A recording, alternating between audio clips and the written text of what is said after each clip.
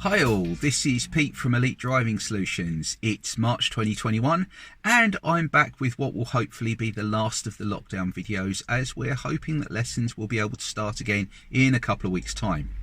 So anyway, on to the lesson for today, and this is the one that I would say is the most important driving lesson you will ever have. 3 simple rules for how to not die horribly on the roads. So you may have noticed that driving is not the safest of endeavours, and yet it could be a lot safer if people just followed a few simple rules. As you all know, like most driving instructors and the DVSA, we try our best to promote safe driving for life. So let's start off with a few stats to get you paying attention.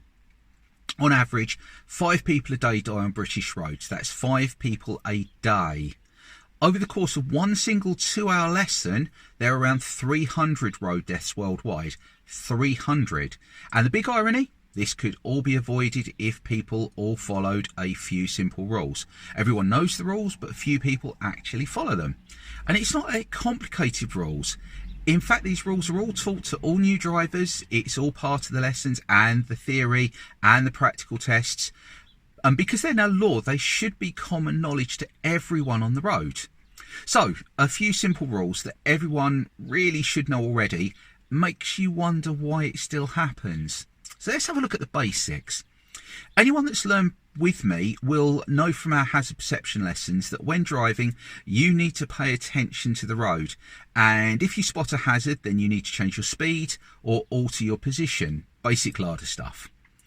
Even if you don't know this, then going right back to basics, like first lesson stuff, junction approaches, mirror signal, position, speed, look. Or if you follow the newer IPSC routine, information, position, speed, gears and acceleration. And if you look at all of these things, it drags you back to the same 3 things: pay attention, your speed and position. So let's look at these in more detail and maybe get some rules down. So number 1, pay attention. You can call this what you want: hazard perception, awareness, planning. They all boil down to basically the same thing. This will mainly be paying attention to the road, obviously, but also includes being aware of things like warning lights on the dash if your car is having a problem, checking the condition of the tyres. It also covers making sure that you're alert and avoiding anything that will slow your reaction times, like drink or using your phone. So that's the first rule: pay attention. So the second rule is pretty basic too. So number 2, we've got appropriate speed. And please notice that I said appropriate speed. There are 3 speeds that we need to be aware of. The first one, obviously, the speed limit is posted on the sides of the roads. In built-up areas, you can assume it's 30 unless you see signs saying otherwise. You should always know what the speed limit is, always. Then we have the appropriate speed. This is what you factor in on top of the speed limit to work out how fast it's actually safe to go. And you need to be thinking about things like weather conditions, road conditions, traffic conditions, and drop your speed accordingly.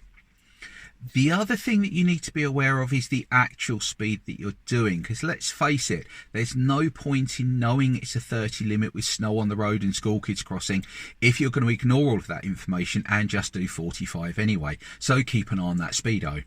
So that's 2 rules so far. Number 1, pay attention, and number 2, watch your speed. Easy so far, isn't it? Just one more to go. Now, for some reason, this is the one that a lot of people struggle to get, but it's now law.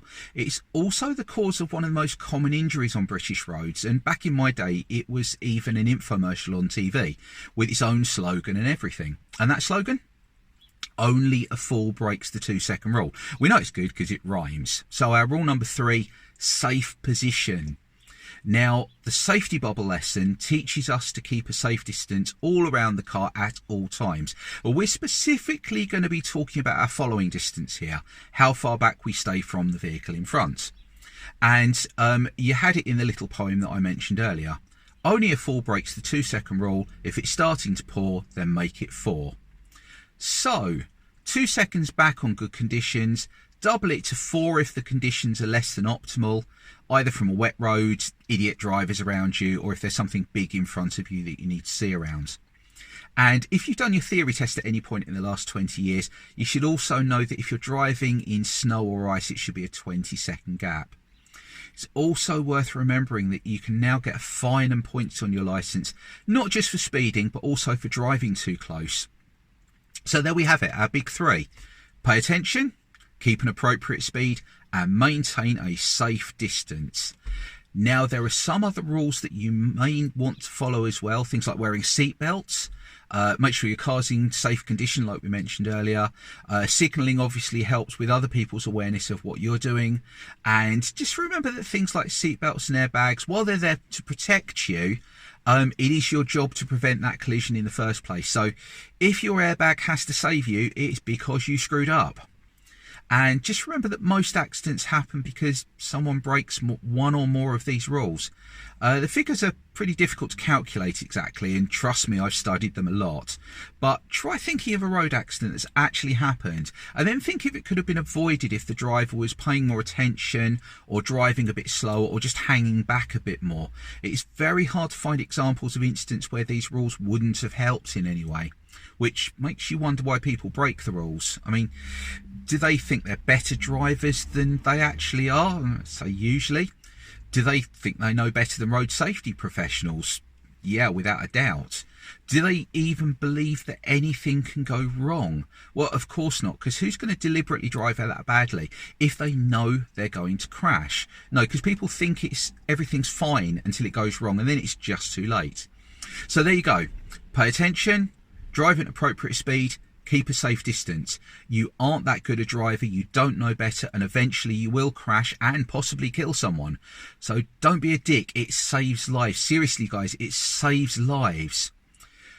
So if you've got any questions about anything on this video, please feel free to ask. We're looking forward to getting back to lessons soon, putting it all back into practice.